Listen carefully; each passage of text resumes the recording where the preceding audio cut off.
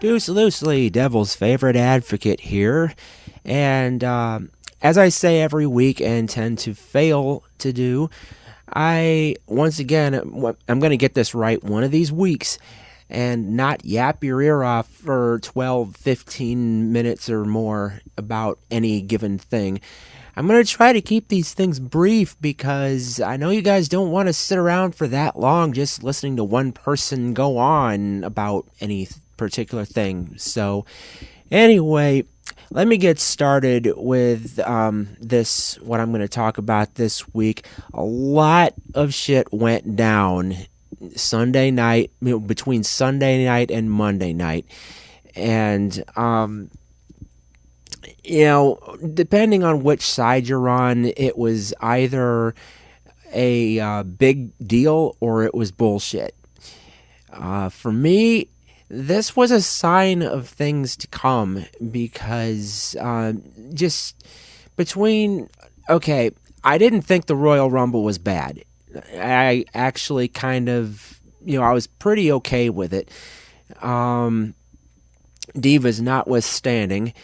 I thought the three-way match for the title was really good. I enjoyed that in spite of John Cena, but yeah, he's okay at telling a story, and I didn't mind him being involved in the match, but it's the other two guys that made the match better, Rollins and Lesnar. But and most of the Royal Rumble match itself was pretty good, except the way it was executed.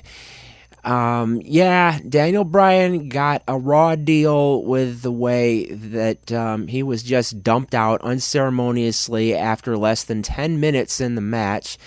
A lot of people saw that as disrespectful.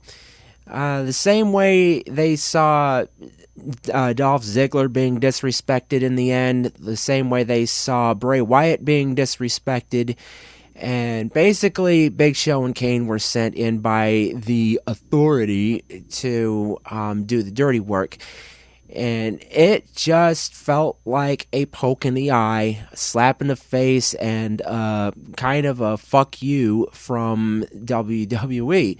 It's like, yeah, we know what you want. Screw you guys. You don't get it. And yeah, last year we were okay with Roman Reigns being, winning the Royal Rumble, but he was still part of the Shield, and he was a different person then. Right now, he's taking cues from Vince McMahon, and that's a bad thing. He is reading Vince's promos. He is pretty much acting the way Vince would have him act. So this is something that the fans are not down with.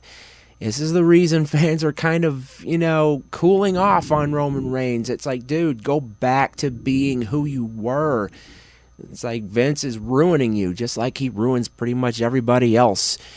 But anyway, yeah, just the way that match was booked for the most part, people saw this as a last straw. People saw the Royal Rumble match as a last straw in terms of WWE as a whole. Not just the pay-per-view, not just Raw, not just the network, but on the whole. And I have something written down here that I want to go over, and it pretty much sums up what the real issue is. And there are a lot of people out there, I would say the majority of people who have written anything on social media about this, they're focusing on the fact that Roman Reigns won and so didn't. So this is what I have to say on the matter. Those of you who are saying these things, you're really good at missing the big picture here. You're not alone. A lot of people have missed the big picture, but this is what they choose to focus on. But let me tell you what's going on. Roman Reigns is just a small part of the equation, but he's not the crux of it. Daniel Bryan not winning wasn't even the issue, although it's closer to the point, a little bit closer to the point. It's the way a dominant Bray Wyatt was just dumped out to end his run by the authority. It's how short of a time Daniel Bryan was booked in the Rumble, looking like the beginning of a downhill slide. Even if it doesn't end up that way, that's what it looks like. We've seen it before many times. It's in the way that Dolph Ziggler was just dumped out in the end by the Authority. It's the booking of these things that finally set people off. It was a slap in the face, a poke in the eye, and a fuck you to the fans who pay the WWE's bills. It was a last straw for the fans who were running to the network site to cancel the subscriptions, subsequently crashing the cancel page.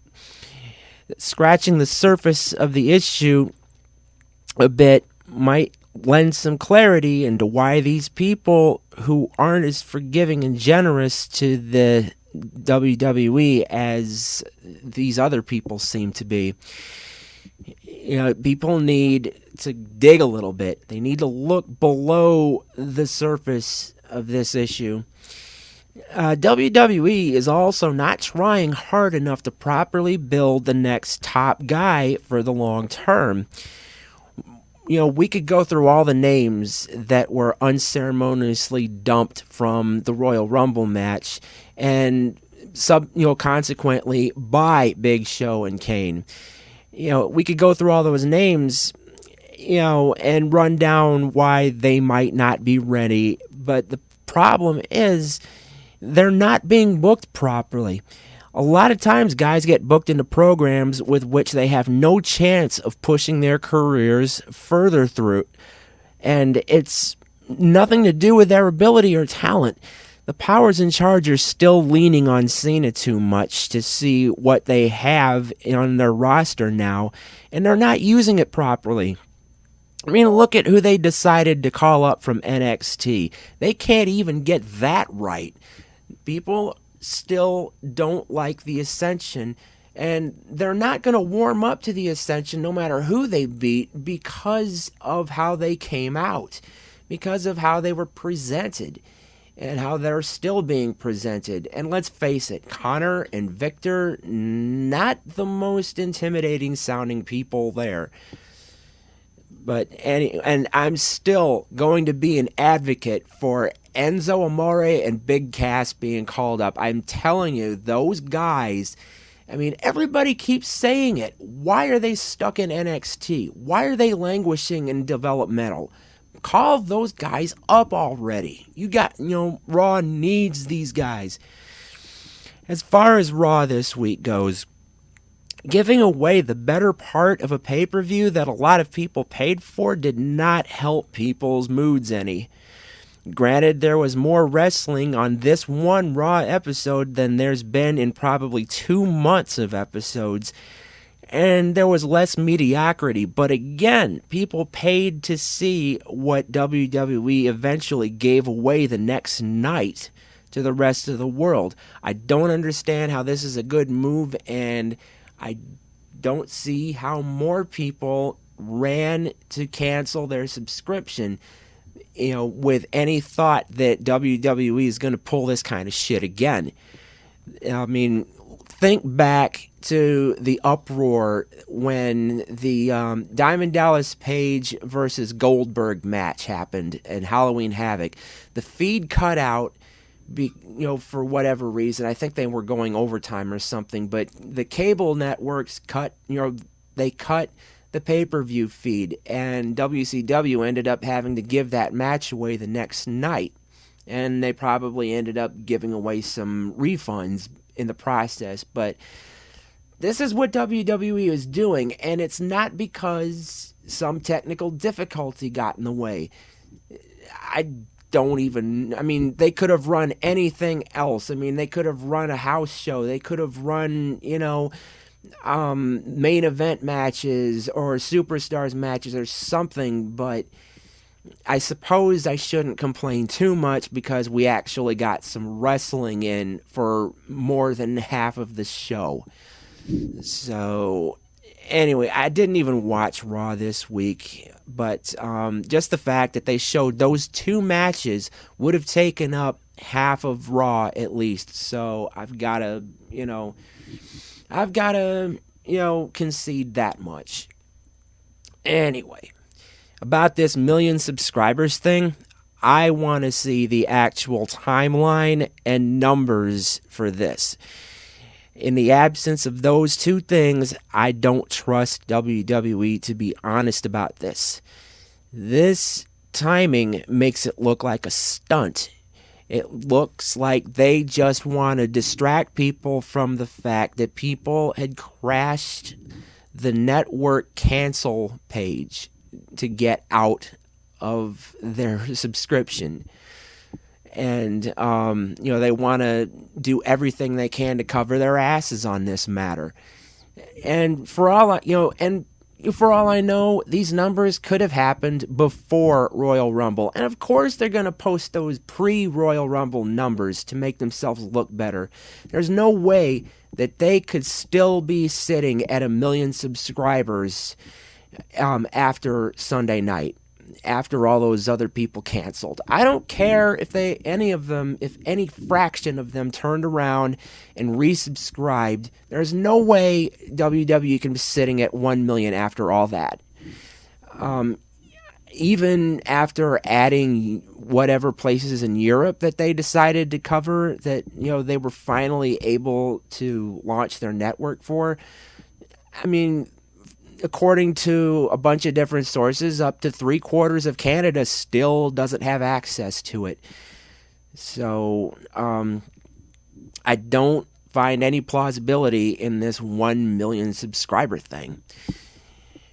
So, WWE has its fair share of problems, and that is just my take on it. We need to look elsewhere for our excitement, for good news. WWE doesn't seem to have any good news coming out. We're not going to see Sting appear anytime soon, at least not before this next pay-per-view. I'm hearing he might not even show up then. He's supposed to. I'm counting on seeing Sting in some form or other at the next pay-per-view.